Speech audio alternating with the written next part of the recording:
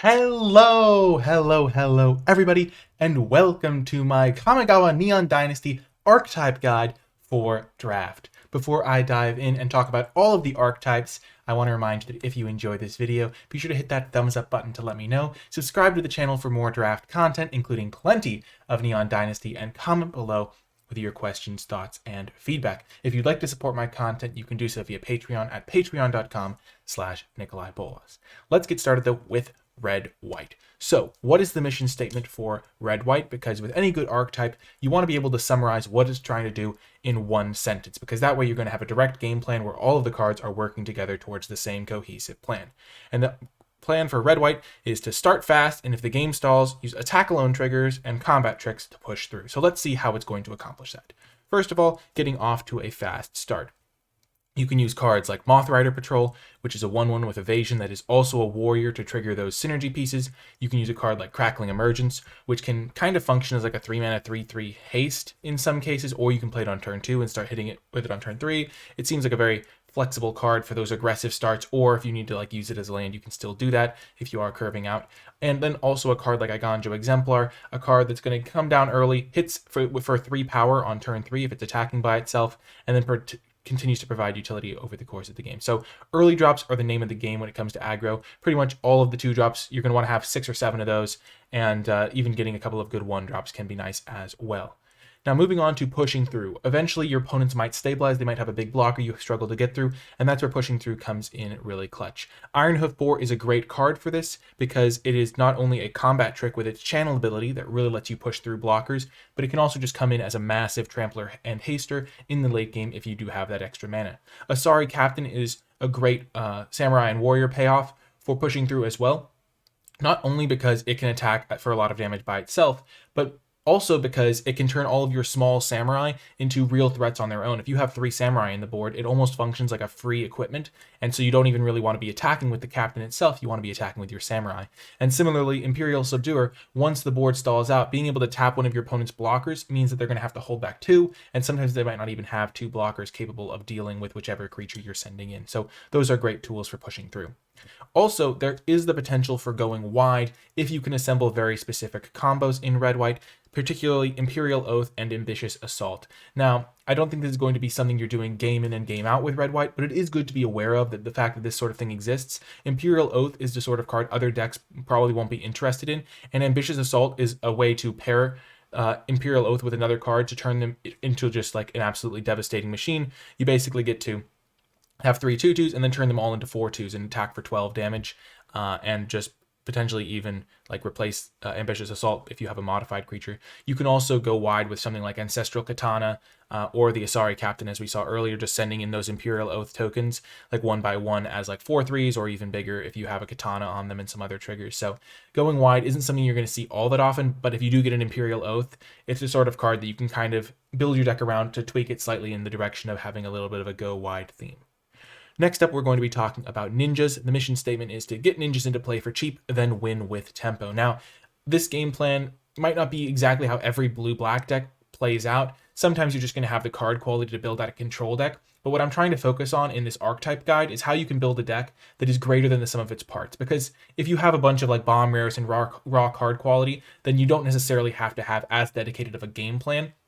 But if you want your deck to be more than just a sum of cards, you want to have something you're working towards, and this is what blue-black is trying to work towards when you're building a deck with commons and uncommons. So, talking about the ninjas first, the blue ninjas that are really noteworthy are Moon Circuit Hacker, which is really nice because it can replace itself, keep the engine rolling, and because you can maybe loot with it, it's a really good ninja to have down early, especially if you can get it in for damage. Prosperous Thief is a great ninja because it can give you treasure tokens to get more ninjas out, or to just like play 2 spells in a turn and pull ahead that way. And then Moonsnare Specialist is really nice because bouncing your opponent's creatures is a good way to make sure your other ninjas can keep on connecting for damage. More ninjas to be aware of. Silver for Master is great because giving your creatures +1/+1 is really good. So if you can get a lot of ninjas, that's excellent. Making your ninjutsus cost less is also gravy because it can let you potentially double spell in some key turns. The Prowler is a good ninja because you can use that if you have 2 creatures attacking and they can only block one of them. You can ninjutsu in the Prowler on the unblocked one, give the other one Death Touch, and win the combat. And then Dokuchi Silencer is just a really cool like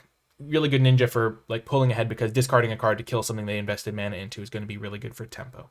Now with your ninjas, you're going to need enablers, and so the enablers you're going to want to be looking for are usually cheap evasive creatures. So things like Network Disruptor. The reason it's front and center is because it's the best enabler for ninjutsu at common, and it is just a 1/1 flyer for 1 that taps a creature. And so you play it on turn 1, turn 2, you're hopefully ninjutsuing something in, and then you bounce the Network Disruptor. So on the following turn, you can play it again, tap one of their blockers, and hit them with their ninja a second time. So it's a really good card for the ninjas deck, and arguably like one of the most important cards, because if you don't have the enablers for your ninjas, they're all going to suffer. Inkrest Infiltrator is another cheap evasive creature, and then Virus Beetle, kind of on the other end of the spectrum, a greedy enabler, where if it does connect, you can return it to your hand and play it again for another trigger of making them discard a card. Now, also important are Punisher cards. So once your ninjas are in play, you're going to want to have cards that you can use to make sure that your opponents can't just block your ninjas with impunity. You need to be able to keep attacking with your ninjas, and so these are the sorts of cards that really punish your opponent. You Are Already Dead is a particularly good one. Usually you've invested very little mana into getting your ninja into play, and so you basically are giving it death touch when you play You Are Already Dead without the risk of getting blown out by a combat trick on the opponent's end. So you get to just keep sending in your ninjas, your opponents will have to block, and you'll get to kill their big creatures for cheap. Suit Up, another one, just a combat trick that's going to make it hard for your opponents to kill your ninjas if they do block. And then Kaito's Pursuit can really punish your opponent. Again, if they're holding back only one blocker that's big that they think can hold back your ninjas, Kaito's Pursuit can really blow them out. Now, it is a little bit more fringe, but again, this is the sort of card that if you are trying to make sure you can keep getting your ninjas through to keep hitting your opponents, Kaito's Pursuit can be something you look towards. Next up, we're going to be talking about Green-White. It's an enchantments deck that uses enchantment synergy to overpower your opponents. Now, the first thing we're going to be looking at is some of the payoffs for enchantments. These are really the best ones. Jukai Naturalist, Skyblessed Samurai, and Generous Visitor. The Visitor in particular really rewards you for having tons of enchantments, and then the Naturalist can make them cheaper, and then the Samurai can just come down as a big flyer for cheap as well. But the payoffs aren't like going to end the game or like necessarily reward you as heavily. There are quite a few enchantments in the set. The enablers are pretty much just cheap enchantment creatures, sometimes just like enchantments that like churn through your deck. Spirited Companion is nice because it's going to draw you towards your payoffs. The Grove Archer, if you're more of a defensive deck, is pretty nice because it can just be holding the fort down while you draw towards your enchantment synergies. And then similarly with Fang, it's going to be kind of hard for your opponents to interact with that sort of card. But basically, you just want to put as many enchantments into your deck and then have synergy pieces for getting those enchantments into play. But they're not like as game-breakingly powerful. You're not like blowing your opponents out with your enchantment synergy. It doesn't seem to be the case. Next up, we're going to be looking at Blue-Red Artifacts, a deck that has a lot of support in the set, more than the Enchantments deck, I think, and its mission is to use artifact synergies to pull ahead and win quickly, or get tons of value and win in the late game. So it kind of has multiple angles of attack, which is one of the reasons why it seems so well supported and why it looks very powerful. Now, the aggro element we're going to be talking about first, you just play a bunch of cheap artifacts and kind of just try to end the game quickly, pressuring your opponent. So having a card like Simian Sling to get down early, 1-drop artifact creature, and then potentially even using that with Ninjutsu to get in Covert Technician. And the cool part about that synergy is that Covert Technician, it can put an artifact into play with equal to the damage that you dealt with it. And you can either do that to play something like a 2-drop, so like Tawashi Songshaper, or you can just replay the Simian Sling. So it's kind of a nice like way to get ahead of curve. And then Tawashi Songshaper is going to be hitting really hard if you are enabling that plan. There's also a little bit higher up the curve, there's Sky Swimmer Koi, which is a great curve topper for an aggressive deck because it means you're never going to be flooding out because you're just going to keep playing artifacts and looting through your lands. Enthusiast Mechanaut can help you play double spell earlier on in the game and just be an evasive threat. And then the Ogre is really nice for getting rid of pesky blockers. So those are the aggro elements of the deck. Looking at some of the control elements, we see a card like Thirst for Knowledge, which lets you draw 3, discard 1 if you're discarding an artifact. So that's really nice. Network Terminal, I listed it under the control part because sometimes in your control decks, you really want to splash. So maybe you want to splash a removal spell or something of that nature, and or just a bomb rare that you have. And Network Terminal is a cool way for a blue-red deck to gain access to mana fixing, while also being able to leverage the fact that you have other artifacts to loot through your lands in the late game. So similar to the Skyfisher Koi, or whatever the Koi was called from the aggro version that we talked about. Sure, you can play that sort of card in this version, but 3/3s aren't the best blockers all the time, and so having especially specifically if you want to fix or ramp up to a late game, Network Terminal could potentially be a card you want to get the job done, even though it's more niche. And then Replication Specialist is a really powerful card, 5 mana for a 3/4 flyer that can potentially just start doubling up all of the artifacts you play. It's probably powerful enough to be worth playing in the aggro variants, but it seems like really nice as a control finisher at uncommon. Next up is like kind of cards that fit into the hybrid, like either more mid-rangey version or just kind of fit into either version depending on the build. Patchwork Automaton, if you have enough artifacts, you can just start playing this early and growing it over the course of the game so it can snowball and aggro start, or just be an investment you make in the early turns for your control deck. Dragon Spark Reactor is a cool removal spell that can deal face damage to the opponent when it stacks up enough artifacts played. You kind of have to take turn 2 off to play it, so it's maybe not as good in a pure aggro deck where you want to be developing a creature on that turn, but it also is going to be a very dangerous card if you have enough artifacts. And then Moonsnare Prototype is really cool because it can give you some interaction with its channel ability, but then it also enables some really fast starts if you do have the ability to get down on turn 1 or 2 and start tapping it for mana, which is pretty nice.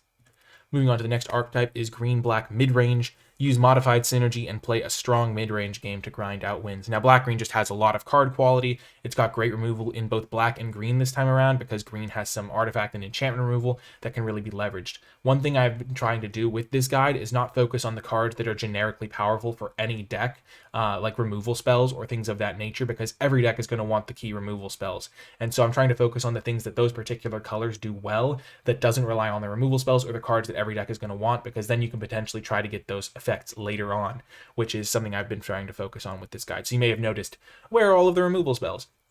Those are key cards for the archetypes, but they're not the cards that are going to make the archetype unique. Those are just going to be generically powerful cards in those colors. And so black-green does have a lot of generically powerful cards, but we're going to be focusing more on some of the modified synergies you can assemble. So starting off, the modified payoffs that black-green gets.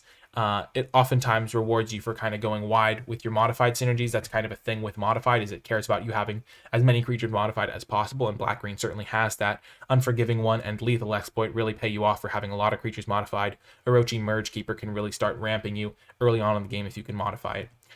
Walking Skyscraper is probably one of the ultimate payoffs for any modified deck. If you can start casting that for like 5 mana, you're really just going to take over the game, because casting an 8/8 trample for 5 is just devastating, especially because it has hexproof when untapped, so your opponent's just not going to be able to interact with that. Next up are modified enablers. Green has a ton of modified enablers and is probably going to be the basis for any modified deck as a result, just because like a card like Jukai Preserver, which is going to be able to use its channel ability to put counters on 2 different creatures, means that you're going to be able to put modifications onto 2 creatures at once, get that synergy rolling. Roaring Earth, another great way to start getting your modified synergies rolling, because you get a counter every time you play a land. You can start spreading those around to get modified creatures. Black does have some enablers, specifically in equipments like Chain Flail Centipede and some of the equipments like that, like the reconfigure equipments, but generally not as heavy on putting counters on creatures. Ramp and mid-range, these are just some of the cards. Again, Twisted Embrace is a card every deck is going to want. I did just want to talk about it slightly because it does play out pretty well with some of the modified themes. And I just kind of wanted to highlight that aspect of the card, is that it does play well with modified stuff because it is an aura. But again, every deck's going to want to have access to Twisted Embrace, so it's not like you see this card and you're like, oh my gosh, this is the card for black-green. Grafted Growth is kind of a rampy card that you can use to fix your mana. Also gives modified by putting a counter on a creature. Kind of the intersection of themes. And then I kind of wanted an opportunity to talk about Gloom Shrieker. It's not going to fit directly into any theme, but I figured if I didn't mention it as a reason to play black-green, it would be confusing to people, because if you get a couple Gloom Shriekers, you can kind of just grind out your opponent with the mid-rangey game plan, and that's something that's very worth noting as well. You can also use black-green potentially to ramp up to powerful finishers or splash or things of that nature. And there's also another angle that I think might exist, is black-green ninjas, because there are some pretty powerful ninjas in green itself. So Kappa Tech Wrecker and Coiling Stalker are some ninjutsu cards, and Fang of Shigeki is a pretty good 1-drop for enabling them, because your opponent doesn't really want to block your 1/1 Death Toucher with really any of their creatures. So you can kind of enable your ninjas and also play some of the black ninjas like the Prowler and Takuchi Silencer we already talked about. So I think black-green might have a ninja's shell. It maybe doesn't go as heavy, but the fact that Fang of Shigeki is just a good creature, and then you also have some green ninjas, maybe means that they're the black-green ninjas deck.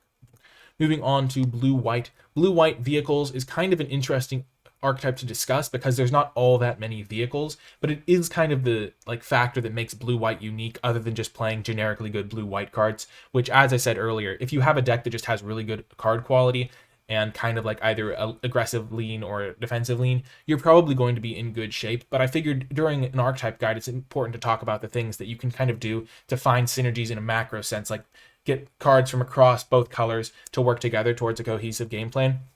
And blue-white is really one of those decks where if you have the vehicle synergies, you can maybe boost the power level of a deck that would otherwise be mediocre. Whereas it's pretty obvious that if you just have a ton of great blue and white cards, you can potentially build a control deck or maybe an aggro deck, depending on if you're heavier blue or heavier white. But I just figured it's nice to talk about the vehicle aspect. So the mission statement for blue-white vehicles is to use vehicle synergies to outsize your opponent's creatures and win the game. Because vehicles are generally massively statted, but kind of hard to activate. So what are the vehicles we're talking about? At common, Dragonfly Suit, Brute Suit, Futurist Sentinel are some of the biggest ones to be aware of. The Dragonfly Suit is going to be nice evasion. Futurist Sentinel is kind of a card that you can get if you're in this deck specifically, because most blue decks aren't going to really care about a random vehicle, because vehicles aren't the best blockers all the time, because it's kind of hard to, you have to like tap one of your blockers to crew the vehicle, so that's not really the best for blocking. And then Brute Suit is a good vehicle for this sort of deck, just as a big creature with vigilance that's easy to crew. And so it's a sort of card that you can probably get later. Other decks might not be interested, and so those are the sorts of cards you might be able to get. At uncommon, some of the powerful vehicles are Mobilizer Mech. This is really nice. Again, Crew 3 is really high. Like, Crew 3 may not look high. You're like, oh, I have 3 powered creatures all the time. It really is high. And so you might be able to get this vehicle for your deck because other decks aren't going to be able to get that Crew 3 going. It's a 2-mana 3/4 though, so really does hit hard, and it's flying, which is really nice. And you can start crewing up your other vehicles if you can crew the Mobilizer Mech. So it really is a great payoff if you're filling your deck with vehicles. Prodigy's Prototype is great because it's relatively easy to crew, and it creates pilots that can crew really any vehicle you have. And then High Speed Hoverbike is worth noting as kind of dinky little vehicle for this sort of deck. When you're playing a dedicated vehicles deck and you're investing resources in getting cards that can crew big vehicles, having a small one isn't always something that you super care about. It's still going to be good with your synergies with like Prototype and stuff like that for like enabling your vehicle stuff, but it's like not as like, I feel like I would rather have the bigger vehicles where you're really going to be using your pilots effectively if you're going to be doing, but still it's a vehicle that is pretty good as just a generically good card. Moving on to some pilots. In white, we have a few cards that are just like built for piloting vehicles. Born to Drive can summon 2 1/1s that can crew like any of the vehicles because they can crew up to 3 crew vehicles. And it's also worth noting you're probably not going to be casting the enchantment mode most of the time. You want to be making those 2 pilots. Hotshot Mechanic similarly can crew pretty much any vehicle in the set and comes down as an early attacker and blocker.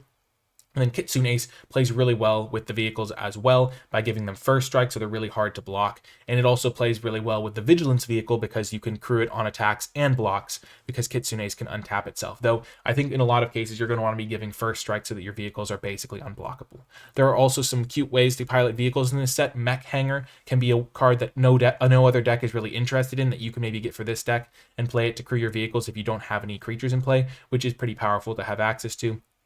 Guardians of Oboro may look like a card that has nothing to do with vehicles, but it's a pretty high-powered creature considering it's in blue. So a 3/4 for 3 does crew all of the vehicles you care about. And then Suit Up is a way to turn your creatures into artifact creatures, even if you have no available crew members in play. So you can kind of surprise your opponents with that. So that's something that's certainly worth noting for your blue-white vehicle decks. Moving on to Red Green. Red Green is a mid-range shell. Its mission is to play aggro and win quickly, or ramp to late game finishers, both with modified synergy. Red Green actually has a surprising amount of modified synergy that we are going to be seeing here. Now, first of all, I think that kind of a great combo in this sort of deck is the Invigorating Hot Spring with Roaring Earth. That's just sort of 2 uncommons that play incredibly well together. Similarly with the Upriser Renegade. Like, all these cards play really well together because the Upriser Renegade is a great payoff for having your other creatures like heavily modified. And if you have the Hot Spring and the Roaring Earth in play at the same time, then it basically means that if you play your creature and then play a land, you can put a counter on that creature and give it haste, and then move a counter on it from the Hot Spring, and like basically have a creature coming in with 2 extra power, 2 extra toughness, and swinging like really hard. Now, one of the reasons why I would call this more of a mid-range deck than a pure aggro deck is because this obviously takes some setup. Your card isn't going to be hitting super hard in the early game. Your Renegade takes some time to scale up. So I think it is oftentimes to be a mid-range deck, but with an aggressive lean to it. And I think that the Hot Spring, the Roaring Earth can definitely be great little payoffs for your modifying shenanigans, and having the ability to kind of spread counters around is key. I already talked about Roaring Earth and other modified decks. I think Green has a lot of ways to put counters on things, and so those are really worth noting. It's also cool to have some payoffs. Again, the Walking Skyscraper is big. Aki Emberkeeper is something red gains access to, and it's really nice, especially if you have the ability to start spreading around those counters, because you're always going to have extra creatures if you have the Aki Emberkeeper. And then Heir of Ancient Fang is a pretty cool one because it's kind of a synergy piece and like a payoff and a enabler in many ways, because if you can get the first counter, then you can play the Heir of Ancient Fang and get a second counter. And like that is really nice because then all of a sudden you have 2 counters on creatures, so that your Walking Skyscraper can come down cheaper, or you just have more synergy that way. So Heir of the Ancient Fang really does help you snowball if you can get some early modified going. Moving on to the early game units, if you're units, the early game creatures and I kind of attackers, if you will. If you're trying to play a more aggressive variant of the deck, Rabbit Battery is really nice because it's a 1/1 with haste that can then be equipped for really cheap to trigger modified stuff. So the Rabbit Battery is very, very good in this sort of deck. Jukai Trainee is also great as just a kind of early blocker or early attacker, depending on whether or not you're on the front foot or back foot. If you have some more late game synergies, maybe you want to use it as a blocker. Otherwise, maybe use it as an attacker. And then Crackling Emergence, once again, a pretty cool card for this sort of deck because it immediately modifies the creature because it's modifying the land and it's an aura attached to that land. And you can just keep using that land as a land. And then when you need to attack or block with it, you have that option. And so you can really pressure them in the early game and still be playing it out on curve if you have the ability to spend all of your mana in a turn. Now, in some late game scenarios, I did want to emphasize the ability to splash with this sort of deck. Grafted Growth, we already talked about, puts a counter and ramps. Greater Tanuki is another one that's really good for kind of ramping up. You can still just play a ramp late game strategy. And Colossal Sky Turtle, you might see, oh, it's got a blue pip in it. But you can just play this in your red-green decks, but if you have enough Grafted Growths and like Tanukis, because it's not that hard to splash a single blue pip. Because you're going to have 2 greens and you might have some ramp, you can just splash this sort of card, not without that much difficulty, and then you just have access to a really powerful late-game card. That kind of goes for any rares you might open that you want to play, or any big like modified cards that you open that you might want to play in the rare or like higher, like in higher mythics or higher rarities than just the commons and uncommons, or any cards you're looking to splash like removals or things like that. If you are playing a late game variant, that's not that hard to do. Next up, we're going to be talking about white black 2-type mid range. It's kind of the like classic. The deck doesn't have a ton of built-in synergy, so you're just going to be playing good black and white cards when you play this deck. You're going to use small synergies with artifacts and enchantments to pull ahead using solid cards. That's pretty much the deck's mission statement. It's not as complicated because the synergies aren't as well supported or powerful. Let's take a look at some of them. Naomi Pillar of Order is really the key one. If you have one of these, you may want to go heavy on getting artifacts and enchantments into play, but otherwise you're getting a like very marginal benefit from like a Blade Blesser giving it Death Touch on your 3-mana creature. Runaway Trashbot, if you have a ton of artifacts and enchantments, can grow pretty sizable. You have things like Kami of Terrible Secrets, which is like another common payoff where you can like draw a card if you can get both into play, which is kind of hard to do by turn 4. A Roadside Reliquary is a card that a lot of decks are going to be interested in because you're probably going to play it if you have artifacts or enchantments, if you have the ability to support it mana-wise. But this deck can play it particularly well if it does enable it. Michiko's Reign of Truth plays pretty well in this sort of deck because it's going to be buffing your creatures pretty significantly and then flips into a relatively sizable creature if you have a ton of artifacts and enchantments. But overall, I didn't feel like it was worth it to like find enablers for this deck, because if you're just playing you just want to be playing quality artifacts, quality enchantments if you have them, but I don't think you should be going out of your way to play like bad artifacts or bad enchantments, because none of the payoffs are like terribly worth it except really the Naomi. And so if you're going out of your way, a lot of the cards care about artifacts or enchantments or things of that nature, and so you don't really need to be like shooting yourself in the foot in terms of the power level of your cards to play them. So it's kind of like incidental synergy rather than something you're really building your deck towards. White black just doesn't really have a ton of cards. Like there are some other cards that care about having enchantments and artifacts, but a lot of them are like premium removal spells that you would want anyway. So it's just like card quality over like specific enabling of synergies. As I said, I don't really want to be talking about just like removal spells that everyone's going to want to have access to, because that's not really going to make the deck unique or make it really an archetype. It's just a collection of good cards at that point. Next up, we're going to be talking about blue-green ramp. Looks pretty cool in this set because of the channel ability, which is stapled onto a lot of expensive like mana value cards, which you can then channel away early in the game, so you never really run out of stuff to do. So basically the mission statement is spend your mana early on ramp and channel abilities and late on expensive game-ending spells. So let's look first at the key cards. Colossal Sky Turtle we already saw as a potential splash card.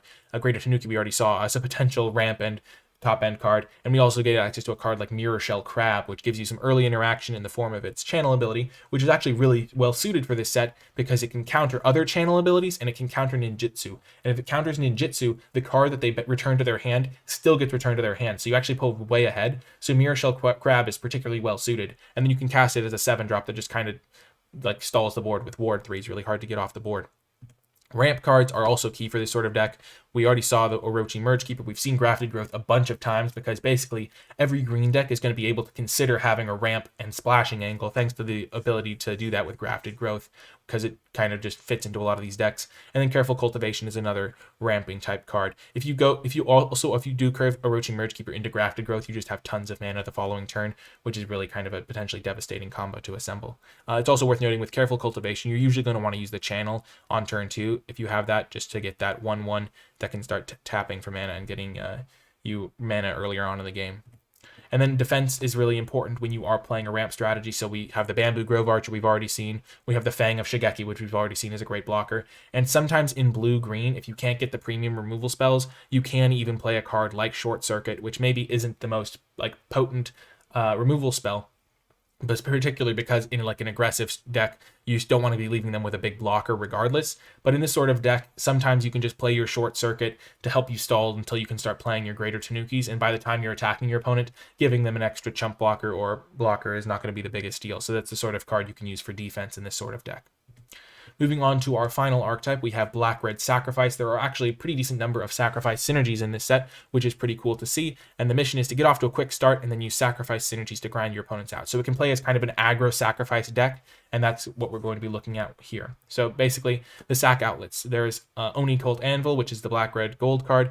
It really rewards you for kind of sacrificing other artifacts, because it then gives you another artifact that you can sacrifice. And once you kind of have that 1/1, you can almost use this to slowly chip away your opponent's life total every single turn. You deal 1 damage to each opponent, you gain a life, and you kind of can do that every single turn, because you can just keep sacrificing the 1/1 artifact token to the Oni Cult Anvil itself. Soken Smelter is another card that you can kind of keep sacrificing the 3/1 artifact creature token. The creature token doesn't go away at the end of your turn, which is important to note. Oftentimes that sort of effect will do that. But because you're already sacrificing an artifact to make the 3/1 token, I guess they don't really mind if you keep it for a while. And Scrapyard Steelbreaker is a common way to sacrifice artifacts, which is pretty nice. Just the threat of activation can be pretty potent. Now, there are also more sacrifice outlets. There's the Dockside Chef, which can sacrifice artifacts or creatures, comes down early, and can actually sacrifice creatures instead of just artifacts. A lot of the cards only do sacrifice artifacts. Voltage Surge, again, I was trying to avoid just putting premium removal spells into this sort of archetype guide, but it does fit really nicely into this sort of sacrifice theme, and so I wanted to mention it a little bit, even though it is going to be a premium removal spell regardless that other players are going to want. But the fact that you do maybe have more sack outlets than the average player means you might be able to prioritize it. And then Reckoner's Bargain can be a good way to leverage having your extra sack outlets in or cards that you don't mind sacrificing. Now let's talk about sacrifice fodder, the cards you want to be sacrificing. First up, the Shattered States era. The ability to steal an opponent's creature and sacrifice it is just a classic. Shattered States era does cost 5 mana, so you're going to need either one of the 1 mana sacrifice outlets and then combo it on turn 6, which doesn't make it as devastating, but it is worth noting. And then, of course, it does flip into a 3/3. There's Virus Beetle, which is a great card because even though it's a creature, it's also an artifact, so you can sacrifice it to your artifact sacrifice shenanigans.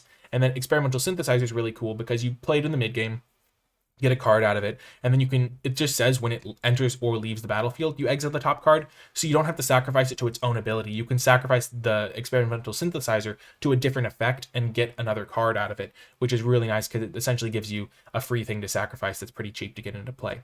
There's also things like Papercraft Decoy, which you can sacrifice to draw a card potentially and get a sacrifice synergy.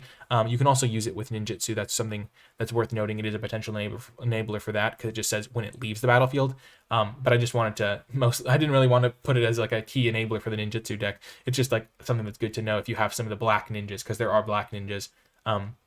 And you can play it in just really any deck. It's just a solid card, but it is a good card to sacrifice. Iron Apprentice is another card that's fine to sacrifice, especially if you can sacrifice it at instant speed. Sometimes putting that counter onto another one of your creatures can make it work as a combat trick and a piece of sack fodder. And then Undercity Scrounger is an interesting one because it's not really a great card to sacrifice first, but once you have other sacrifice things, the things to sacrifice, you can have your Undercity Scrounger in play, and then you sacrifice something else, you get a treasure token, and then you can just start continually making treasure tokens to use for sacrifice fodder, and that can be a really good way to pull ahead because you're essentially getting a little bit of extra value every time you sacrifice something, and if you're turning those extra treasures into 3/1 creatures or extra damage, then that could be really effective, or even just +1/+1 counters from the common that we saw. And then there are some aggro cards that you can be using in your black-red decks to just put the pressure onto your opponent so that your Oni Cult Anvil can be dealing those last points of damage. So we already have seen the Rabbit Battery. That card's still great in this deck. It's an artifact that comes down early, can be either an equipment, or you can just use it as something to sacrifice. There's also a couple of sagas that are both really good, and they come down on turn 1. Okiba Reckoner Raid is even a 1-mana card, so that one makes your opponents lose 1 life for a couple of turns, and then I guess we're going to talk about Kamano first. I went left to right. But Kamano deals the damage to the opponent, then the next creature you cast comes in with a counter, which is really good for your aggro deck, and then it flips into a 2/2 with haste. Okiba Reckoner Raid does 2 damage, and then it flips into a 2/2 with Menace that can even buff any incidental vehicles you have, and those are the sorts of cards that you can just use, play them early on in the game, play them on turn 1, and then really just start pressuring your opponent with 2-drops and things of that nature. There are some modified cards in this color combination as well that you can be playing. They're not going to be necessarily as good without the support from green of just having a bunch of +1/+1 counters, but there are some like equipments like Rabbit Battery, and so you can have some modified support as well, though I don't think it's as extensive as the support you get from playing green with all the +1/+1 counters that green provides, and so I didn't figure it was like a big enough theme to be worth putting like a full slide for, but it is worth mentioning that you will probably have you have the option at least of having some potential modified cards in your deck, because we saw that there was potentially a red-green modified deck and a black-green modified deck, and so it would just make sense that red-black has some modified shenanigans as well.